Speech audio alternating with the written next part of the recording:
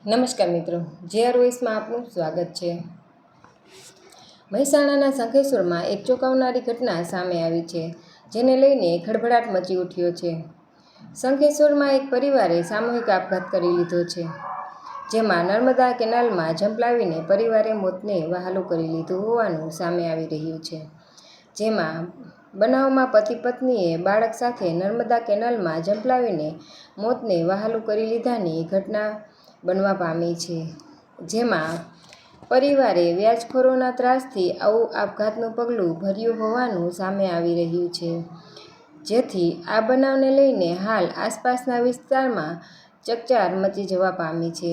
જેમાં ત્રણેય વ્યક્તિઓના મૃતદેહ નર્મદા કેનાલમાંથી મળી આવ્યા છે, તો બીજી તરફ પરિવારની કારમાંથી એક સુસાઇડ નોટ પણ મળી આવી છે। જેમાં વ્યાજખોરો કેવી રીતે આ પરિવારને ત્રાસ આપતા હતા તે વિશેની વાતોનો ઉલ્લેખ કરવામાં આવ્યો છે, જેથી સુસાઇડ નોટમાં ચોંકાવનારો ખુલાસો થયો છે। મૃતદેહોની વાત કરવામાં આવે તો કડીના આદુદ્રા કેનાલમાંથી પત્ની અને બાળકની લાશ મળી આવી છે। જેમાં મૃતક પરિવારનું નામ ધર્મેશ પંચાલ, ઉર્મિલા પંચાલ અને બાળકનું નામ પ્રકાશ પંચાલ હોવાનું સામે આવ્યું છે।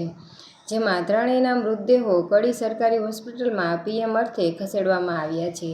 પોલીસે હાલ સુસાઇડ નોટ અને મોબાઈલ ફોન કબજે કરીને સમગ્ર મામલે કાયદેસરની કાર્યવાહી હાથ ધરી છે।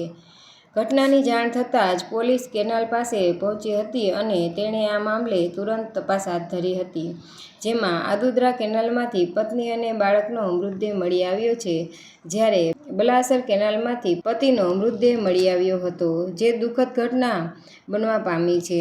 ઉલ્લેખનીય છે કે સમગ્ર બનાવને લઈને હાલ આસપાસના વિસ્તારમાં ચકચાર મચી જવા પામી છે। જેમાં પતિ પત્ની અને બાળકે સામૂહિક આપઘાત કરી લેતા મૃતકના પરિવારમાં પણ શોકનો માહોલ ફેલાઈ ગયો છે।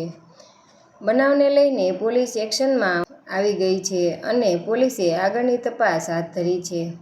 જો આપને વિડીયો પસંદ આવ્યો હોય તો ચેનલને લાઇક, શેર અને સબસ્ક્રાઈબ કરવાનું ના ભૂલશો મિત્રો। તો મળીશું નેક્સ્ટ વિડીયોમાં। નમસ્કાર।